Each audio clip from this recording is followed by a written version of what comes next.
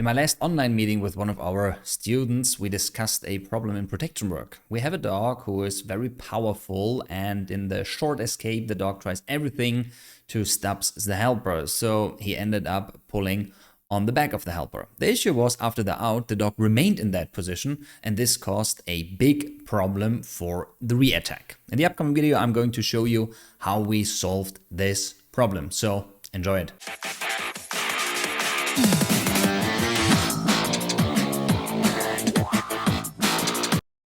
Let me rephrase that. Yeah. The issue right now is protection work. The dog is biting like a crocodile. The moment the helper locks up, the dog starts to pull on the back of the helper, right?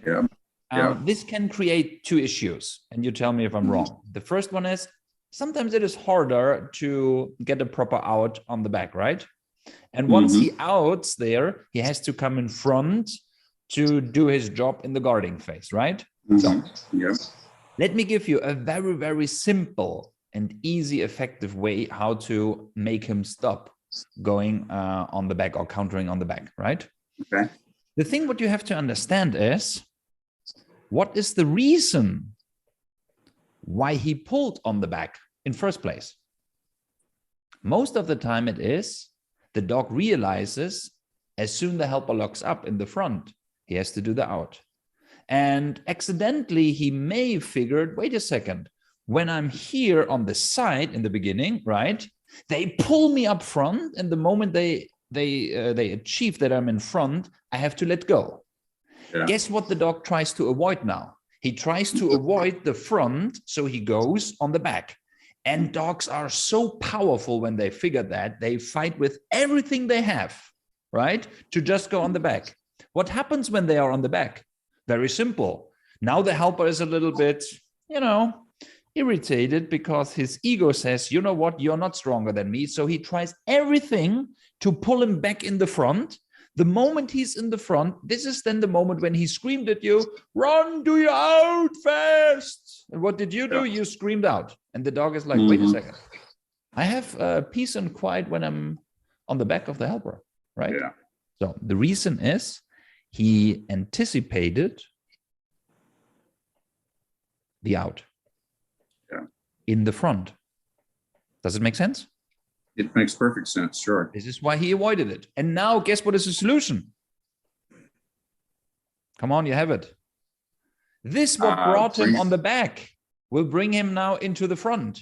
So from now on, and this is the solution, from now on, we are trying to push him to the back or on the back? What is the preposition? But you know what I mean. Push him from the back to the front. No, the other way around. No. We have to push him. Okay. We literally, what we do is we take him, he bites here in my short sleeve. I push him on the back, and guess what happens? The moment he is there, your command is supposed to come out. Okay. Clear? Yeah, so we want him to avoid going to the back because he would then get off the bike. Got it. This was obviously your request. You said, hey, Toby, I need a solution that he's not going to the back anymore. Clear? Yeah. And this is what solved that issue. You push him to the back or to that side. The moment he's there, you ask him to out. And after 5, 10, maybe 15 repetitions, you will have a very hard time, either you or the helper then, to actually get him to the point that he's doing this, because he will do everything to avoid that. But keep in mind, now in the beginning, you avoid doing the out in the front. So you would do the out only on or in this position in order to make him understand that this is a place where he's supposed to out. And then as a consequence from that, he will avoid that. So when I do out the dog from the back, he does know to come to the front now, but it's been a long it's been an effort to teach that. So I know. Yeah. Important is here to figure out, to realize that this is another exercise. This has nothing to do with the transition phase. This has nothing to do with the out. This has only to do with the guarding phase. And again, you try or you separate this exercise. So what you want to do, and this is the task, we are talking about protection work. The dog is outing on the back of the helper, and now he has to come pretty much back in the front. To not destroy your transition phase, to not destroy your outs, what you want to do is you want to train this separately. And the good news is you don't even need a helper for that.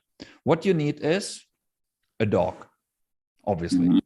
You need, and this is kind of helpful, you need a position box. I love to work with these things. So I try to put this down here on my iPad now. Bird view. This is you, right?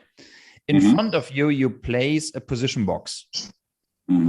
Your dog should be used to go into a position box. And this is actually the prerequisite to work with that. Teach your dog when you say box or whatever command you want to use, that he goes into that box and that he remains in that box until you give him a release command. So the first thing what you want to do is, let's say you place your dog here, okay? The box is open from that part. Now you tell him the command box. Guess what he's supposed to do? He's supposed to go into that box. And the moment he's there and he's giving you eye contact, you reward him. So you're not even asking him to bark immediately, because this is not the exercise. The main exercise is to teach him, when you give him a certain command, that he comes in the front. Clear? I do this with that box. So first you do it from this angle, or maybe you make it even easier, do it from this angle. And then step by step, can you see where I'm heading? At a certain point, and let's pretend the helper is a lefty. He has a sleeve on the left-hand side. So the dog has then to come from here into that box. So far, so clear? Yep. Since we are control freaks and we love to work with negative reinforcement, what you want to do is, when the dog is in front of you, you want to attach a leash on him. A short one attached to his fur saver or his collar. And the moment you give him the command box, you give him a gentle pop. It's kind of an activation signal. The moment you pop, he goes in the box, he looks at you, and you reward him. So let's face it. What do you think? How many repetitions do you need until the dog understands, hey, when I'm sitting behind you, and this is what you do, you place him behind you, right? The same position as he would be after the out in protection work. You place him there, you have your leash in your right hand, and now you say box, give him a gentle activation. He jumps in the box, he looks at you, and you reward him. How many reps do you need for that? 150. To make it perfect, in between 80 to 150. I think that the dog gets an idea. You need maybe 2, 3, maximum 5 or 6 training sessions. I mean, your dog knows the position box, right? I promise you, it will work just like that. Or my suggestion is, in the beginning, place him here quite close to the box. And as soon as he understands, hey, when I'm in the box, then you increase it. The biggest mistake, what you probably could do, is that you place him immediately behind you and you expect him to go in the front and jump into that box, right? This is then too difficult. So this is the first part. And the first part is nothing but go into the box. What is the next part? Part number 2 is go in the box and bark. Yeah, you got it. It's easy. So I place him behind me. He's familiar with the exercise. Go into the box. And the next thing what I'm asking him then is bark. So what is your command for bark? In German, it's voran. So I would say box, voran. He barks. Wow, wow, wow. I mark it with yes, and I give him a ball. I mean, how cool is that? Part number 3, remove the box. Still, you're standing still. Same thing. The last part, that's a little bit more tricky, is to remain in that position. What do I mean by that? The last step here is to teach him, he's in front of you. When you move to the right, he's supposed to follow you. He's supposed to stay centered. You move to the left, he's supposed to stay centered. A very simple, effective way to do that is I use 2 sticks. You know, there are some soft sticks. I do. One I have on the left hand, one I have on the right hand. The dog is in front of me. And when you move to the left, you just touch him, very gentle. He's like, ooh, what's that? So he will move. So here's the situation. I have all the reed sticks, anything for that. That's not a problem. My dog is aggressive to the sticks. So, so it will, it excites him in a special way. Okay. And what I can tell you is, for me, it's if I turn 90 degrees to the right, he will turn with me. Perfect. He knows to do this. So, but I've tried to use sticks in obedience, and I think what happened is he associated with the obedience whip, and it makes him too excited. So anything, I never introduced the stick in a low level way. I went to using an obedience whip and made excitement, and then when I just tried to use a stick, he's like, "Oh, we're gonna."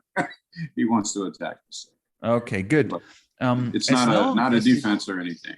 It's not as long as you get him to the point that he follows you, right? That whether you turn to the left or to the right, that that he stays centered, then I'm fine. So here, how to train this last part is very simple. The dog is in front of you.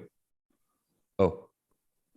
The dog is in front of you. You ask him to bark, and now you slowly turn to the right. The moment he starts to follow you and he's back centered, you mark it and you reward him. The same is what you want to do with the left-hand side. Yeah. And you know what? And I have left and right sleeve also, so I can teach it both pictures for. Exactly. Yeah, no problem. Okay, I understand perfectly. The good news is this was it. Yeah, these are things that I think are good examples of moving too quickly into training, honestly. I absolutely agree with Ron. Sometimes we are just too fast. We are too pushy. We want to come forward and do the next step before the current step is actually working. So what can you do better? Do it step by step. Give your dog the time he needs in order to complete a learning process. If you like this video and if you want to know more about our dog training system, you may want to check out our page. Here we provide you with hundreds of videos for tracking obedience and protection work. We have different programs. On the one hand, we have a step-by-step program. Here we show you step-by-step how you can start each and every exercise. On the other hand, we have a troubleshooting program, which is a unique program. Here we show problems in tracking obedience and protection work, and we show you how you can solve them. You can check out our entire program because we offer you a 5-day free trial. So I'm looking forward to see you inside the online academy.